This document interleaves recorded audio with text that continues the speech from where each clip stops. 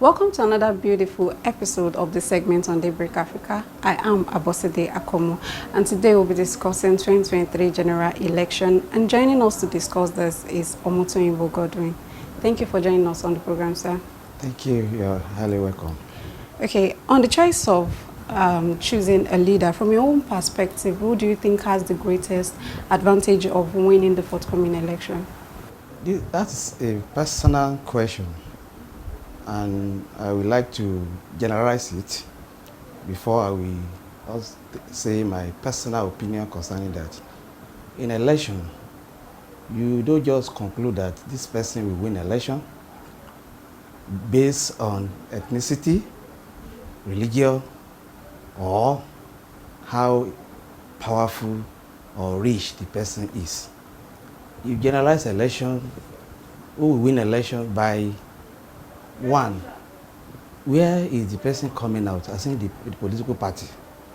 How important or how does the political party spread all over the country? In Nigeria of today, we could see that the three major political parties now are APC, PDP, and Labour Party. We have another task force, which is NNPP, New Nigeria Political Party. These four major political parties are the one trending in the country now. By looking at the personality of the contestant, as in the presidential flag bearer of the party, you can see that Ahmed Bola Tinubu is the flag bearer of the APC, Alhaji Atiku Abubakar for the PDP, Peter Obi for the Labour Party, and Alhaji Kwankwaso for the NNPP. All these four people are very, very important in the country. But looking at their antecedents, political strength, we will discover that all of them are very, very, very important, especially in their political party. Let's start from the issue of the primary election. APC, that they contested the primary election with so many candidates and one person emerged, which is Bola Ahmed Tinubu, and same thing Atiku, meaning that these people, they are very, very, very important in their political party. So by answering your question, coming back to your question that who do I think that will win the 2023 election, I will say the contest is between the two parties, which is APC and the PDP. How? APC, currently the president is from APC and from Northwest, meaning that Northerners are the one ruling now. The DBs feel that the power must shift to the South. They pick somebody from the South, which is Asiwaju Ahmed Bola Tinubu as APC flag bearer. And the PDP, who also have in their constitutional a rotational platform that after North, it should go to the South. They believe that by allowing it to go to South, they might not have the chances of winning the election. They pick from the North, meaning that the two of them are political calculative. So looking at it, Muslim in the South, Muslim in the North for the two major parties, which is PDP and APC. The two of them need to strategize. You can see that APC went ahead to pick the Northerner because he must pick Northerner so that he can garner the votes of the North. PDP must also choose Southerner so that it won't be as if there is North. So he has chosen another person from the South to be his vice. The two of them are being calculative to win this election. They have the techniques. But to me, I would rather say that with the current trend in the country, poverty rates, the lack of good things in the country, everybody are clamoring that the economy is so bad. The APs need to work very hard. So them to win this election, they need to work very hard because people think that it is the current APC government are not doing well. So to me, as a personal opinion, I will say that the APC have light chance to win the 2023 election. Thank you. Okay. Then among the political parties, there has been the talk of rotation in choosing a leader, most especially on the side of choosing the vice president. Do you think this could solve the issue of ethnic balancing and religious balancing? I can say yes, because in a country where we have so many tribes, different languages, different ethnicity, if one ethnicity continue to rule, there will be a serious agitation from the others. For instance, if you look at the political trend of Nigeria, you will discover that when in 1999, let me just say in 1999, PDP emerged as the president of this country from the south, which is the southwest, person of Obasanjo. Thereafter, after Obasanjo, it went back to the northwest in particular, which is Muslim. After Yaradua, it also went back to south, which is Goodluck Jonathan, south out. You could see the trend is rotating. But if we now say that let one tribe or ethnicity continue to rule, definitely this will create chaos. It will tell us that there is imbalance in the country. The political terrain will not be admissible for other tribes. They'll be looking as they were cheated. And in a country where one tribe or ethnicity is thinking that they were cheated, I don't think in that kind of a terrain, that kind of environment, there won't be a political stability. There will be agitation from one side and the other. So, to me, I think it should be rotational. Okay. What do you think about the outcome of primaries in different parties, ranging from the flag bearers to that of the vice president candidates? Yes, the primary of different political parties has come and gone. But despite the fact that the person that have the political strength, the person that has the ability to galvanize people, to win people to decide, won the primaries. For instance, I still want to use the two major political parties now.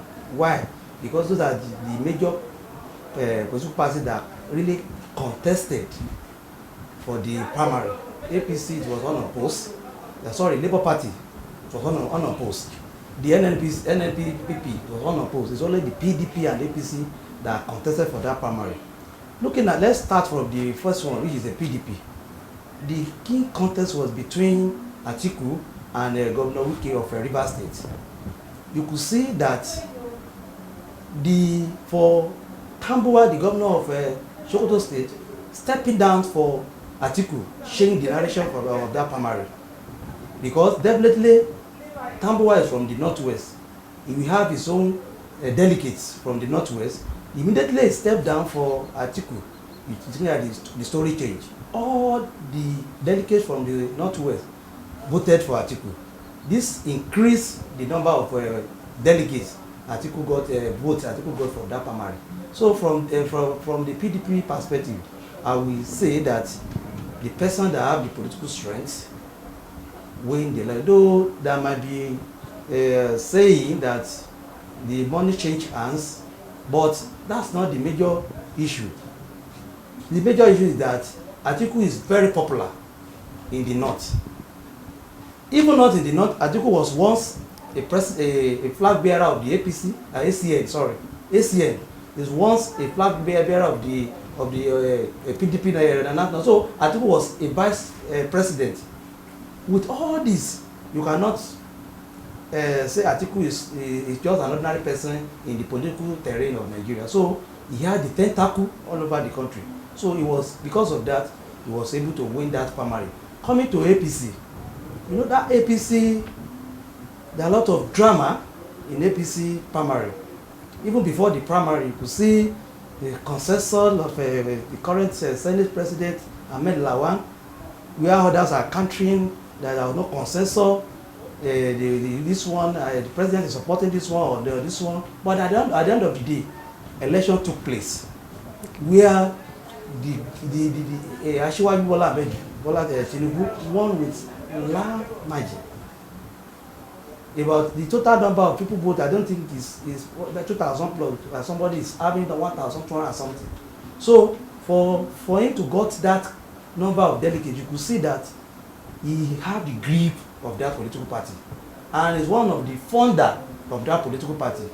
No wonder why the whole APC northern governors unanimously support Asiwaju Ahmed Tinubu, and this and even the beginning of the primary, you could see how many contestants are stepping down for Tinubu, especially you were talking of Akpabio, talking of Hamosu.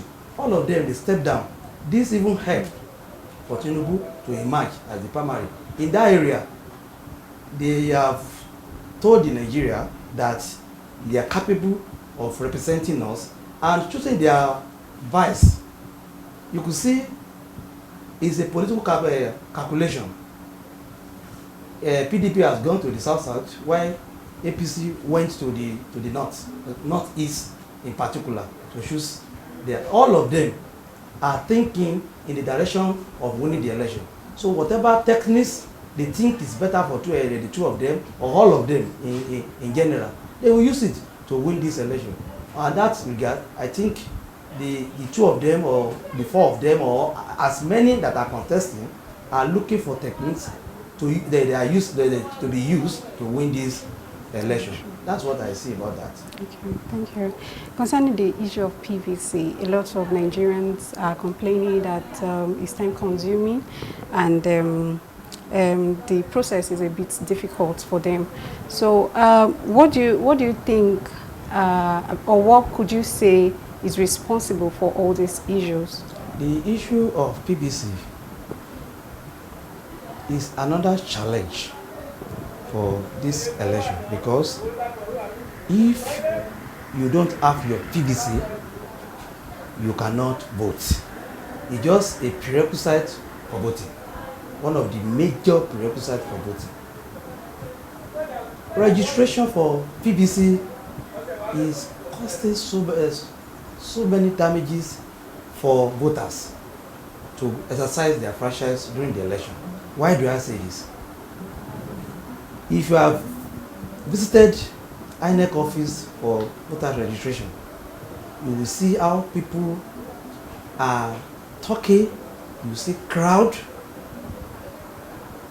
People are unable to register because of lack of preparation. One, I also see that personnel using the INEC office for the voter registration are not enough.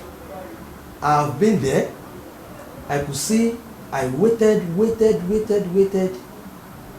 and I was unable to do anything on that day. And I also want the federal government to look into this very well, so that people will be able to register with ease. Those are the factors. And if I had to suggest what to do on this one, there must be an enough sensitization for people, or as well, this registration of voters card should be decentralized, because it is possible that this thing can be moved from that INEC office to the ward level, so that it just machine, they are moving machine and the personnel to the ward level, so that people can have easy access. They bring it closer to the people to register. From there, people can register. At the same time, people collecting voters card is another terrible situation. You will see part of voters card in their offices. At the end of the day, people will be coming. They will be saying that they cannot look for where it is. There should be text messages to everybody who their voters card is ready. When your voter card is ready, there should be a text message to every individual, every voter, that your voters card is ready. Kindly visit social place to collect your voters card. there should be enough sensitization.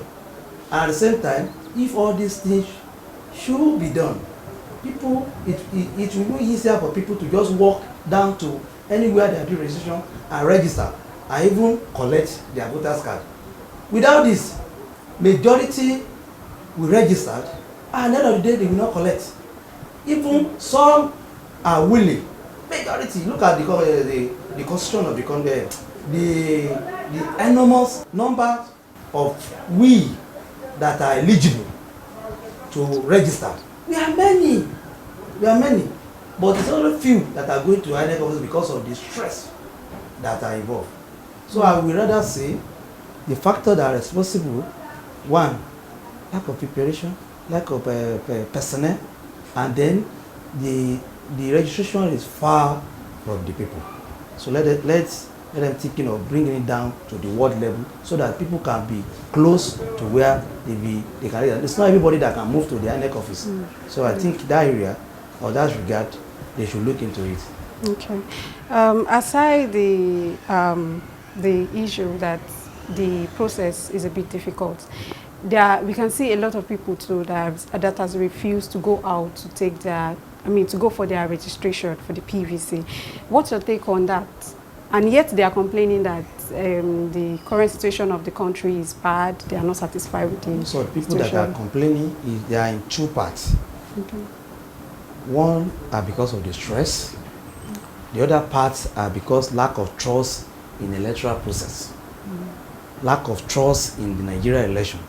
Because some of them, even if we vote, with our vote we counted, even if we vote with my choice win, even if you win, will they announce? That's another aspect. Majority that are not going because of these two, they just believe that why do I have to go? Because even if I vote, how does my vote reflect in my life?